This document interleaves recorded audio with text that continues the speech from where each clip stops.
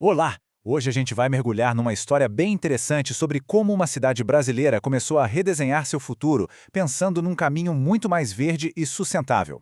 Já parou para pensar nisso? Como uma cidade imagina o que ela quer ser daqui a alguns anos? A resposta muitas vezes não vem de um grande anúncio ou de um projeto pronto. Não, ela nasce de um processo muito mais simples, que começa com uma boa conversa. E essa conversa leva a gente para um lugar e uma data bem específicos. Mococa, em São Paulo, no dia 28 de março de 2015. É ali, numa audiência pública, que a sementinha de uma grande transformação foi plantada. Então vamos lá entender o que estava acontecendo. O objetivo daquela noite era basicamente criar um novo projeto para a cidade. E o tema principal, o foco de tudo, era o meio ambiente.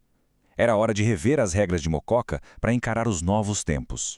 E a base para essa discussão toda é o chamado Plano Diretor. Pensa nele como se fosse o mapa do futuro da cidade, sabe? É um documento oficial que diz para onde a cidade vai crescer, quais são as metas ambientais, enfim, como ela quer se ver lá na frente.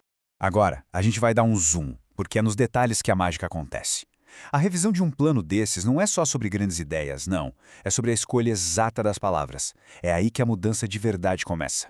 E naquela reunião, uma pessoa chamada Graziela Maria de Oliveira, que na época coordenava a área de meio ambiente, apresentou propostas muito, mas muito específicas. Ela não chegou com ideias vagas, e sim com alterações pontuais, quase cirúrgicas no texto da lei.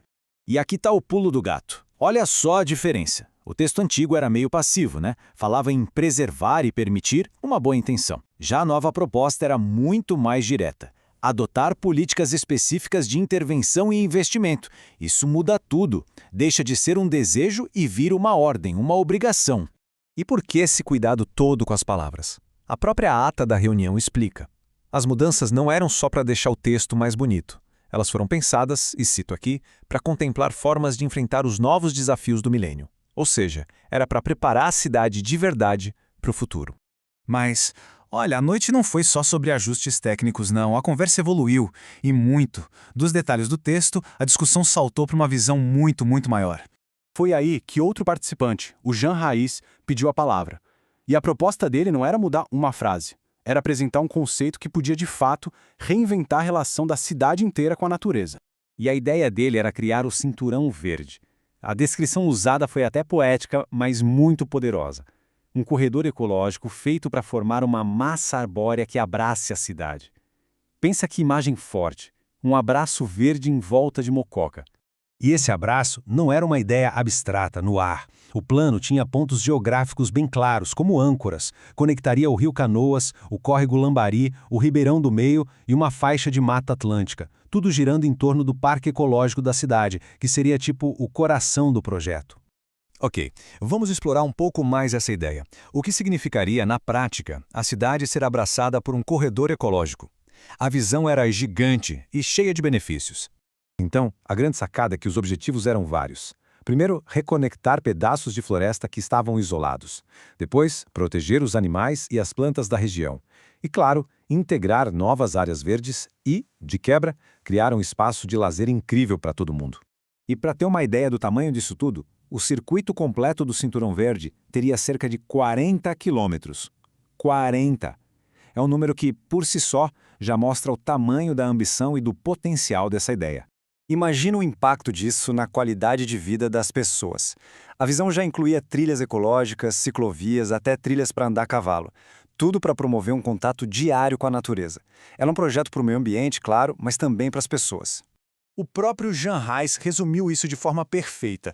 Ele disse que o projeto era uma peça fundamental na construção de uma cidade sustentável, garantindo a qualidade de vida das gerações futuras. Ou seja, não era só sobre plantar árvores, era sobre deixar um legado.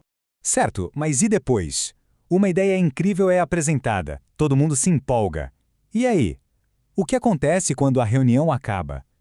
Esse é um ponto super importante, porque aquela reunião era só o comecinho de uma longa jornada. Esse tipo de processo tem etapas bem definidas. A reunião pública foi o passo número 1. Depois dela, o Departamento de Planejamento da cidade criaria uma primeira versão, um rascunho. Esse rascunho passaria por mais opiniões e revisões, e só então um texto final seria batido o martelo para o novo plano diretor.